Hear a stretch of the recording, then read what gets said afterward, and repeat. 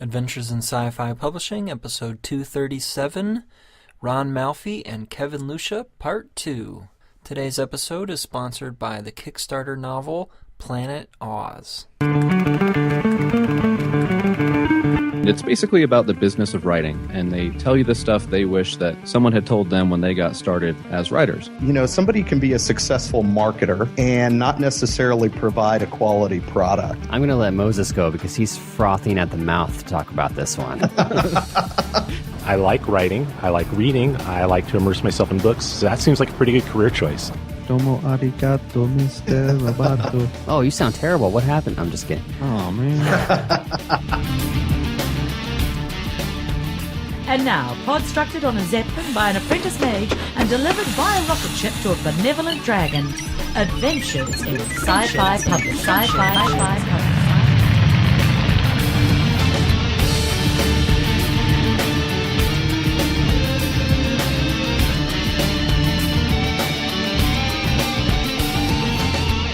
Hey everybody, this is your host, Timothy C. Ward. Thanks for coming back to Adventures in Sci-Fi Publishing. I'm excited for our part 2 of the interview with Ron Malfi and Kevin Lucia. I'm going to have a much shorter intro this time. I apologize after I edited out and put in the intro last time to see 10 minutes before the interview started. I really try not to do that, but we had some announcements and I did want to promote the Introduction to Writing Science Fiction and Fantasy course with Michael Stackpole. If listeners join the class and I get to interact with you there, that would be awesome. Now, to a better introduction to our two guests today. Kevin Lucia, who is helping me host this interview, is a submissions reader for Cemetery Dance Magazine, and his podcast Horror 101 is featured monthly on Tales to Terrify. Highly recommended show. You should be listening to that for your audio horror stories. And his short fiction has appeared in several anthologies. He's currently finishing his Creative Master's degree at Binghamton University. He teaches high school English and lives in Castle Creek, New York with his wife and children. He is the author of Hiram Grange and the Chosen One, Book 4 of the Hiram Grange Chronicles. His first short story collection, Things Slip Through, is coming out November 15th. There is going to be a sale November 5th through CreateSpace. Ronald Malfi is an award-winning author of several horror novels, mysteries, and thrillers. In 2009, his crime drama Shamrock Alley won a Silver Ippy Award. In 2011, his ghost story mystery novel Floating Staircase was nominated by the Horror Writers Association for Best Novel. The book also won a Gold Ippy Award for Best Horror Novel. Most recognized for his haunting literary style and memorable characters, Malfi's dark fiction has gained acceptance among readers of all genres, including this reader. I had a lot of fun making a little image of a quote from the first part of our interview, episode 236. Continues with great advice, leading off with how to pace a mystery. Ron has a signing on November 2nd. I can't remember the exact name of the city. In Maryland, but if you go to his website, ronmalfi.com, you'll be able to find out details for that. Don't forget, we are running a book giveaway, so go to our website and click on all of the Coffin Hop web tour posts, comment, share on Facebook and Twitter, and you'll be entered to win your choice of an ebook of any of the books we've mentioned. Thanks for listening, folks. Enjoy the show. When I was reading Floating Staircase, I guess I didn't realize before how much mystery plays into horror, and I'm just wondering how you like to pace your story in order to make an effective mystery, as well as to make it an effective horror story. Yeah, I mean, at least for me, I always kind of considered ghost stories to kind of go hand in hand with a mystery. I mean, when you look at most of your traditional ghost stories, they usually involve, hey, somebody died. Here's your ghost. The protagonist figure out what happened to this ghost and put that spirit to rest, and that's the mystery part of it. So to me, it seemed like a natural, combination. It wasn't until I started kind of getting the feedback and views from the book itself that I realized that, not everybody sees it that way, and they're saying, well, look, this isn't really story, it's more of a mystery. And, I didn't realize you could really have a good, strong ghost story without some element of mystery to it. That's kind of was my personal take when I was writing Floating Staircase. I think really, as far as plot, you asked about the I guess the essence of plotting the mystery and the ghost story simultaneously in writing that book. Every author does their thing a little bit differently. Kevin, you probably have a completely way of going about your writing than I do. But I don't outline, I don't take notes, I don't do anything. I kind of come up with the story, I let it sit in my head for a while until I get that perfect. It's usually the first two sentences, the first two opening sentences, and once I get those in my head, I sit down, I type chapter 1 on a piece of paper, and I go from there. And I think what lends itself to, like, I went back to more of that organic kind of feel in writing is that lack of an outline where I could sit there and write a chapter and go, as a reader, as the first reader, where would I really like to see this chapter go? Where would I really like to see this story go? Where do I feel, if I write a sentence, what would be really jarring if I said this as a follow-up to the sentence I just wrote? And because I don't have an outline, I'm not hemmed down to having to stick to anything. I could go wherever I want it to go.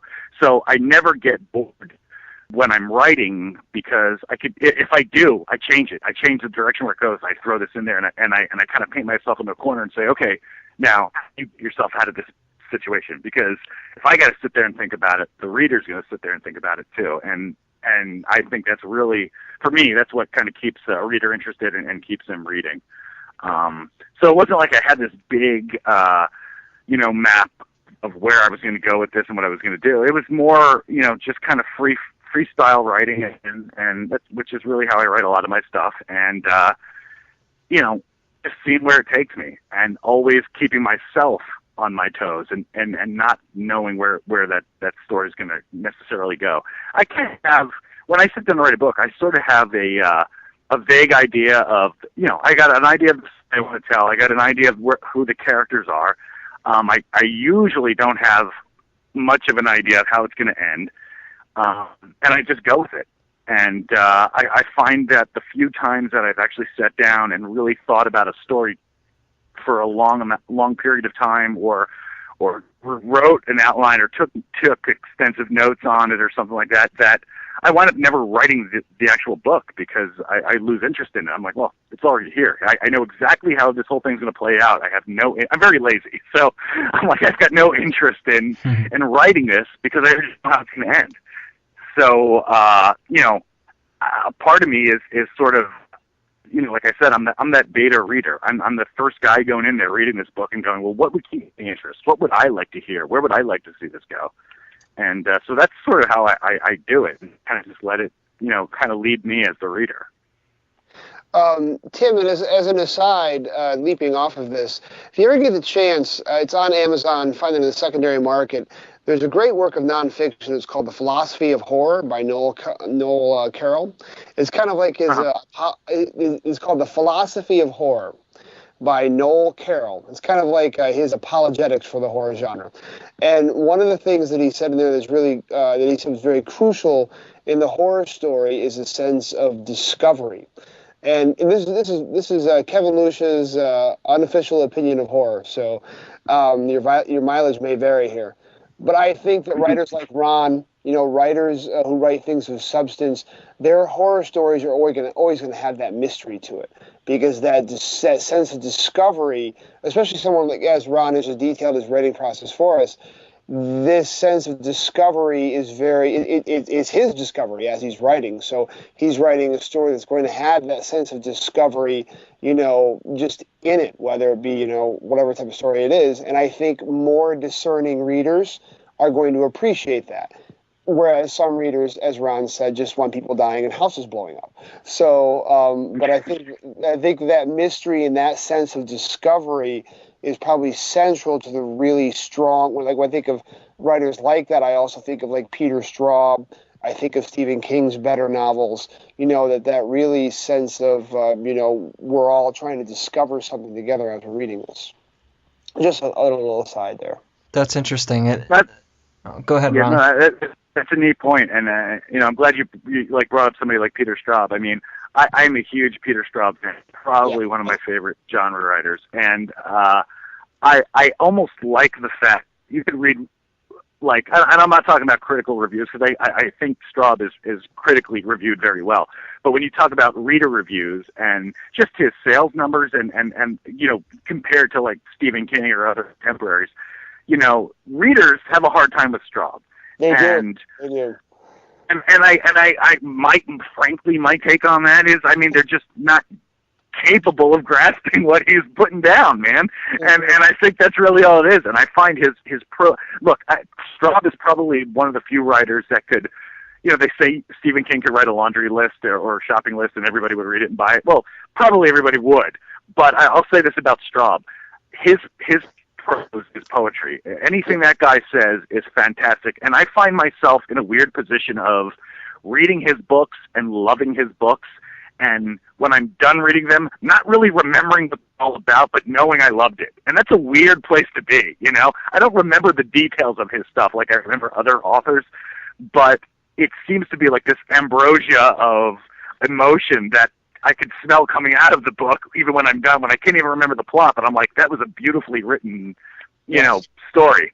And I love that about him. And I think he's, I don't want to say he's underrated, because the guy is definitely rated. I mean, he's Peter Straub, but I think he's probably one of the best, and forget genre writers, but probably one of the best writers working today. The guy's brilliant. Absolutely. Yeah, I agree. I'm curious, you guys are talking about the sense of discovery. Is there a point where, when you were writing a story, that you revealed something too early? It kind of like set the bar too high too early, and you took away that sense of discovery throughout? You know what? That's an interesting question. I'm also kind of a musician at heart. I've played in a band for years, and I'm a big music guy, and I love playing music. I love listening to music. I'm a big, you name it, rock, jazz, reggae, metal, anything. I listen to all that stuff. I tend to find a rhythm similar to music in my writing, or not just my writing, but in writing in general. And I think to kind of lean back on that whole organic process, that just natural inclination to know when something is right or something is wrong. I think it's the same thing with us. Like, if you write a song, and most songs, most popular pop music, they've got that extended double refrain or double verse before the first chorus kicks in every time. And that's just to really build the anticipation before that crescendo hits. And that's the purpose that those songs are written that way. Writing is the same way. When you're writing something, you feel when it's the right time to hit that crescendo, or to let a certain bit of information out. And because I don't outline and I kind of go by feel, there are times where I kind of come out and I'm like, I wrote it and it's in the wrong spot, or I did this too soon, or I did this too late, or this chapter doesn't work. And I may be able to explain even to myself why it doesn't work, but I know even when I'm writing it, and that's really where my funk hits when I'm writing, but I'll be in the middle of writing literally a sentence and I'm going, nope, I'm falsifying this right now. I'm phoning this in. This is not where the story needs to be right now. And those are usually, I could kind of pause, regroup, and get back to where I need to be. If not, sad to say, but I'll put the book aside and I'll spend a week, or at my worst time 4 months of sitting there and trying to figure out, okay, that doesn't work. I know it doesn't work because I could feel it not working, but how do I mathematically fix that problem? And that's really what it is. You're trying to augment feeling with pragmatism, and those are really two conflicting emotions. And but that's really what writing is. I mean, you're got your heart on the page, and you're trying to do math equations underneath it to say, look, this is how you tell a story, and here's what you need to do to make it work. And sometimes they don't totally meet up, but like I said, I take a couple of steps back. I wait. I get some time going.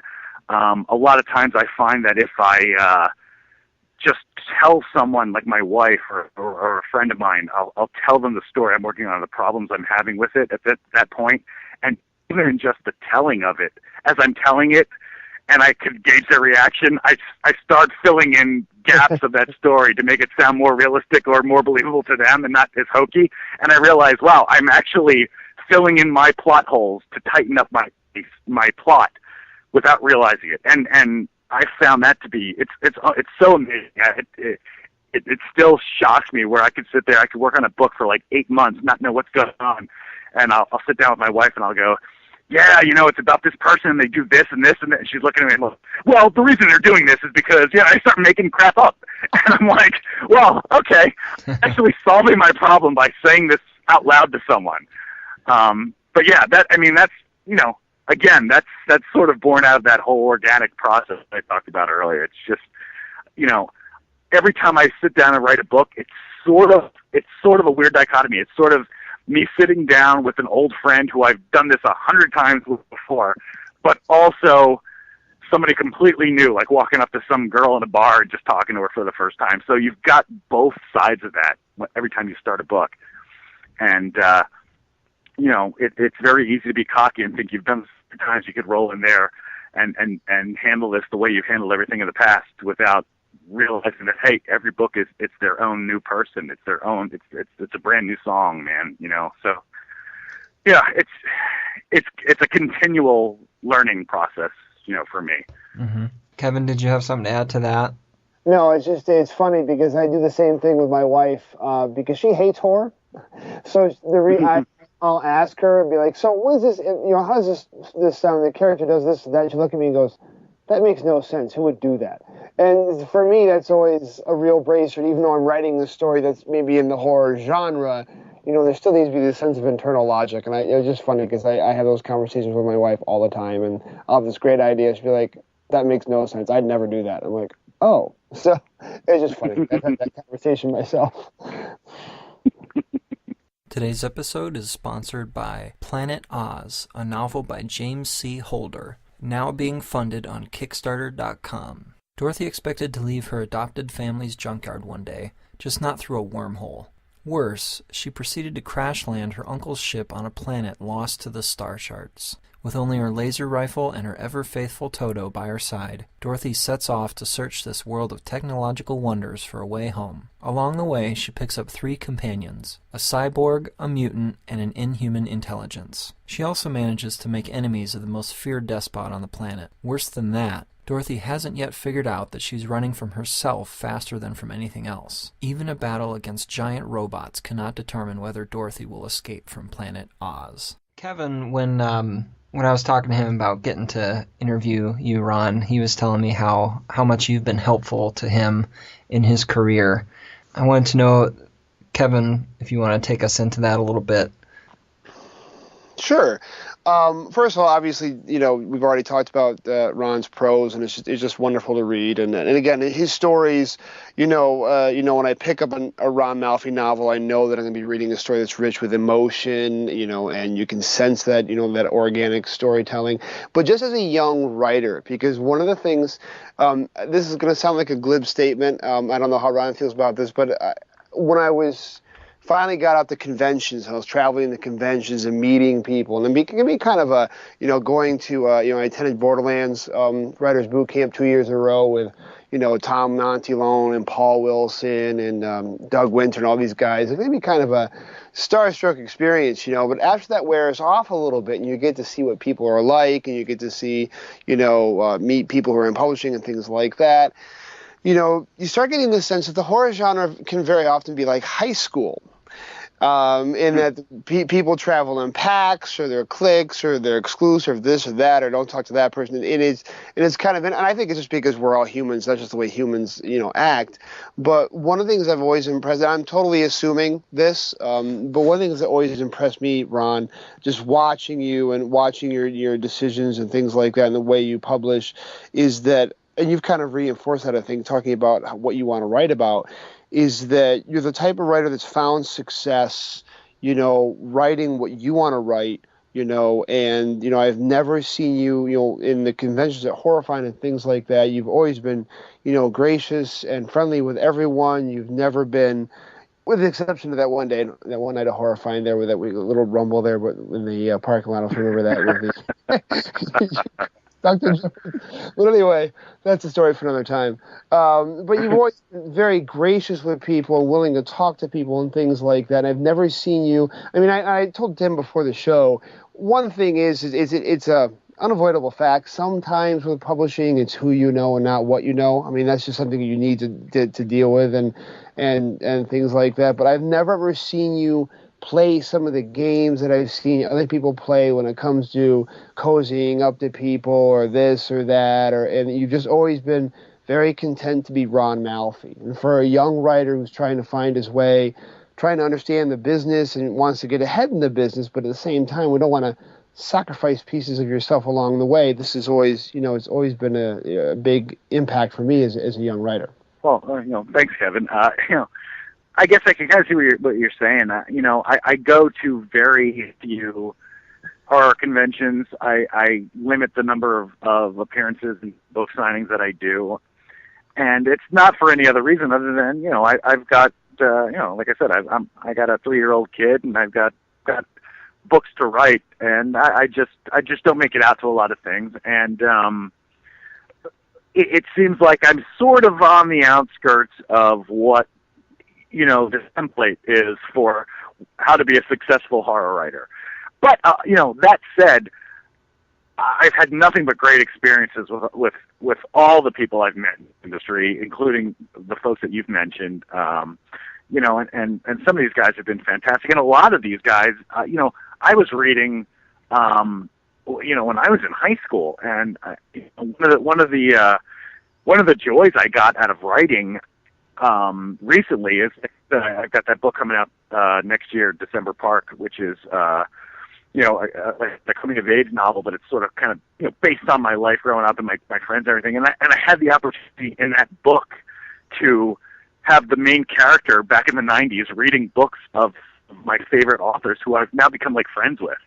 And It's funny, and I sent them all emails saying, hey, I'll send you a copy of the book when it comes out, but here's the paragraph where your name appears. And it's sort of an homage to all these guys that, it's a weird spot to be in when your heroes also become like peers and acquaintances and friends.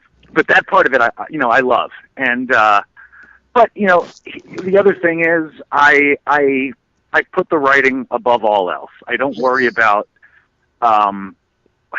where I got to go to have a best-selling book, or what I got to do this, or how I got, what publisher I should be with. I write what I want to write. I have, I kind of do it the way I want to do it, and I'm lucky enough to have people reading my work and supporting what I do. That doesn't require me to, I don't want to say sell out, but it affords me the opportunity to continue doing what I'm doing. And, I haven't had to, I'll tell you what, it took me a long time to even submit a book to Leisure, because I really didn't like a lot of the stuff they were putting out. Right. And maybe that sounds like a blasphemous statement when you look back at some of because they had some great talent come out of there. But a lot of their stuff was, it was those 320-page rushed kind of mass market novels. And I didn't want to. I just didn't want to do that just for the sake of attaining a bigger fan base and a bigger paycheck. I put a lot of myself into the stuff I do, and either people are going to appreciate it or they don't. And Kevin, when you talk about going to these conventions and stuff, and like Horrifying, where I think you and I may have met for the first time years back. I love going there, and I love talking about this stuff with whether they're writers or fans or what. I love the genre, and I love this stuff, and just the opportunity to talk about it and to hear other people's ideas and stuff. I love doing that. I'm a fan of this stuff first and foremost, and I think readers sense that and can they find some comfort in that as well. So I'm not a wheeler and dealer. I'm not a guy. I've got very limited online presence. I've got a Facebook and a Twitter page, reluctantly, but that's just not my bag. I sit and I write, and the books are there, and you can find them and stuff. And I've got a couple book signings coming up for Cradle Lake. I try to do a short little tour for every book that comes up, and I'll do those signings. And I love it when people come out and we can sit and talk and go over this stuff and have a couple of drinks and just have a good time. And that's what it's all about. I love that part of it. I think the key thing that you said, and again, I've mentioned this many times, with my wife, because my wife she likes to read a few books here and there, but and she's not even a horror fan at all. So starting these conventions 2 or 3 years ago, this was a whole learning curve for her too. And she's continually just, I think kind of deer in headlights sometimes, but I'll be talking to her about stuff, but I don't know how many times I've actually told that to my wife. I'd be like, and you said that exactly, Ron, is one thing I've always respected and admired about you. Is I've always told her, I said, yeah, but I think with Ron, I think the writing is the most important thing. He could care less about all this other stuff, but at the end of the day, the writing is what matters. And that's probably one of the things I've always admired most about you. Well, thank you. I appreciate that. I wonder if it would be a good conversation, the advice that Ron gave you about New York publishers as far as your own career path, Kevin? Oh, well, I'd have to edit that because that would violate the clean language provision. But it was actually just a brief conversation in passing, because I had the opportunity to pitch a novel to HarperCollins, and I have to say, I do have to be honest. All the talks went well. I had several phone conversations, which was a little surreal. The very first time I have a phone conversation with someone in New York who's like, "Oh, well, let me close my door," and she's in her New York office looking out over the so that was a little surreal having that conversation, for a little guy from the Hicks like me. But and all the conversation went well with her and everything like that. But I briefly mentioned it to Ron, and Ron, I just mentioned that how much he's enjoyed working with Medallion, and working with some of the other publishers that he's worked with, and that New York. That I can't remember exactly Ron's words. There might have been a few explicatives in there, but just that New York was not a place that really interested him anymore, and that he was happy working with people like Medallion and things like that. And it was that was basically, I think, the essentials of that conversation. You probably remember it better than I do. I might have been drunk at that conversation. But my goal isn't to sit here and write. If I had an editor from Random House come over and say, "Look, if you just wrote lesbian vampire race car porn, you'd make $1 million bucks." I wouldn't do it. I just I'd at least I like to think I wouldn't. But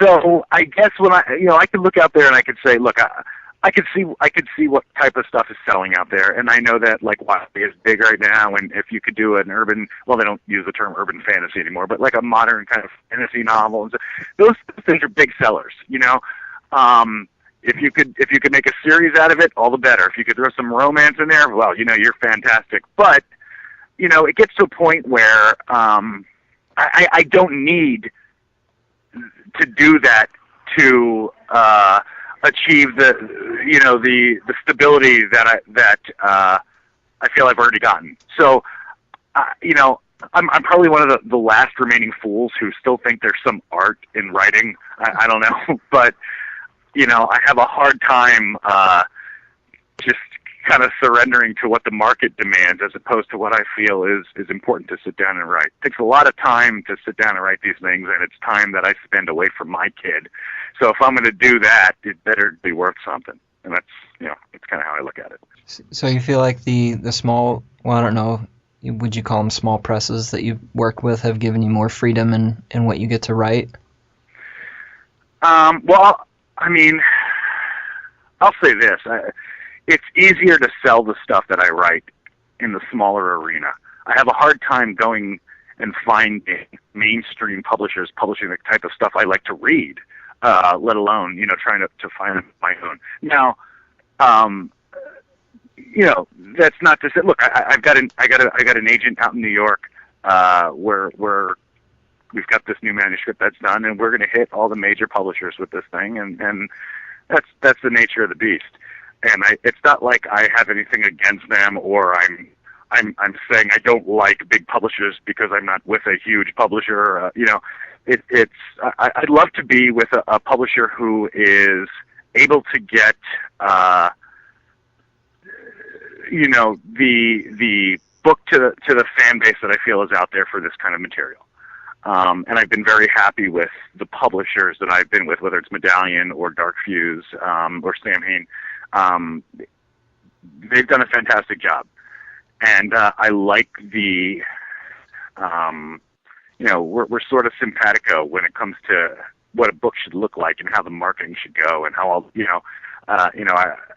particularly Medallion. I mean, they've sent me with Floating Staircase. I think they sent me a couple of different cover designs for the book, and I'm like, just with an email, I wrote back, I'm like, nope, that's not going to work. And they just recommissioned an entire painting for another cover. So that kind of stuff is, it's important to me. It's not what you're going to find with a bigger. It's more of a boutique vibe that you get with those kind of publishers. But that's not to say that if something great came with a bigger publisher or even a smaller publisher, if it fit what it was that I was trying to do and it worked for the book, then that's great. But like I said, I'm just not. I like the stuff I'm writing, and I'm not at the point where I'm going to change what I'm writing to suit more of a marketability for a big six publisher. Mm-hmm. That makes sense. Kevin, I think you had another question. Yeah, why don't you tell us a little bit about Shamrock Alley? That's a different genre entirely, and that's a crime suspense thriller. And I think you drew on a particular source, for that novel. And I think I could be wrong. That almost got television treatment, if I'm correct, right? Yeah, Shamrock Alley was the first book that Medallion published of mine. It was the first book I had published. Medallion's really not a small press. They've got they do offset printing. They're a big, they do kind of print runs that are tantamount to what major publishers are doing. They got a whole marketing team, the whole 9 yards. So that was my first book with them, and it was sort of a weird way how it came about. Shamrock Alley, yeah, it's a crime drama. It's actually it's a novelization based on a true story, where the main character in that book is based on my dad. He's a retired Secret Service agent.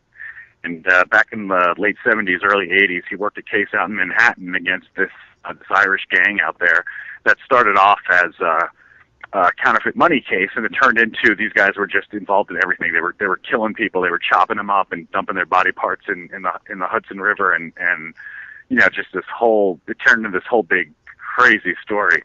And that was all true. And when my dad started some television stuff years ago, when I was just a little kid, based on his experience, it started off as like some technical advising stuff for some shows on NBC.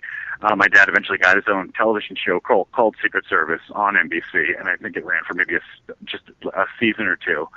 But he made a lot of connections in doing that. And what happened was Paramount Pictures came in and wanted to option that story, but there really wasn't a story written to go with it. So my dad and I sat down, we wrote the book.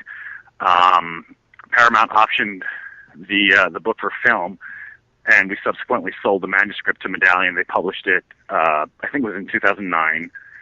And the Paramount's option ran out. It was re-optioned again for both whether a feature film or a television series, depending on where the producers sold it to the network. And so it had two film options on it, and the book came out pretty well, and then the options both eventually fell through, unfortunately. I think the story in itself is just an incredible story. It has very little to do with the book. Just to hear my dad tell me, to sit down with me and walk me through this story. We wrote it together, really. And it was for the first time that I actually learned what it was that my dad did. My dad did a lot of undercover work, and throughout this case, they found out that he was. They didn't think he was a special agent, but they believed he was a snitch, and they were going to kill him during one of these operations. And they found out where he lived. They came and shot up the apartment where he and my mom and I had lived when I was a baby, and it became this really big deal. And there's other books and stuff written about it. And in fact, that Sean Penn movie that came out years ago called State of Grace, That's actually based on that case too, and Sean Penn plays my dad's character in that whole thing. It's obviously it's all fictionalized, but it's based on that whole case. The gang, with the whole case with the Westies and stuff in Manhattan. That book was a huge departure from the stuff I just normally would write, but it was such a good story, and there was so much interest in it, and quite frankly, I was not going to pass up the opportunity to sit down for like a good 6 months with my dad and hear all these great stories and just take notes on what he had to say. And out of everything I've written, that's probably the only book I've taken that kind of extensive notes on and actually wrote an outline to. But it was necessary because it was something out of my wheelhouse. I just wasn't used to it. But it was great. It was several months of hearing my dad's stories, coming up with how we're going to tell this story. I'd write a couple of chapters. I'd give them to him to read. He'd read them and say, well, here's really how happened, or here's how you should change this. Or he was great at adjusting a lot of the dialogue with how some of those guys talked. And, it was just such a great experience. It was really cool. But, that one book kind of stands out as a little bit different than everything else I've written. But I still think it's a great story. Well, we've gone through all of our pre-prepared questions. Is there anything else you guys wanted to talk about before we head off? I think I'm good. Okay. No, it's all from me, man. I appreciate you guys, your time, asking me these questions and for reading the stuff. Yeah, my pleasure. I would like to get you or your books into a more consistent routine in my reading queue. I'm excited. Well, you should do that. Very good. Well, thanks for your time, Ron. Everybody, his newest book, Cradle Lake, is already out, so go check it out. Is it ronaldmalfi.com? I think it's ronmalfi.com, but yeah, I'm out there. Google me. Yeah. And Kevin, what's your website? It's just www.kevinlucia.com. Very and good. Kevin, when is your book come out? It's going to be coming out in November, but probably middle to late November. And that's Things Slip Through. Things Slip Through, yep. Great book. Got my endorsement. Fantastic. Run out there and get a copy. Oh, read it with a good glass of beer. Well, and Kevin, I apologize for mispronouncing your last name every time that I mentioned it. that pretty much has been the story of my life since like third grade, so that's all right. Okay, guys. Well, it was great to meet you, Ron, and good to chat with you again, Kevin. You guys have a great night. All right, you too. Great. Thanks a lot, Tim. I appreciate it, man. Take care.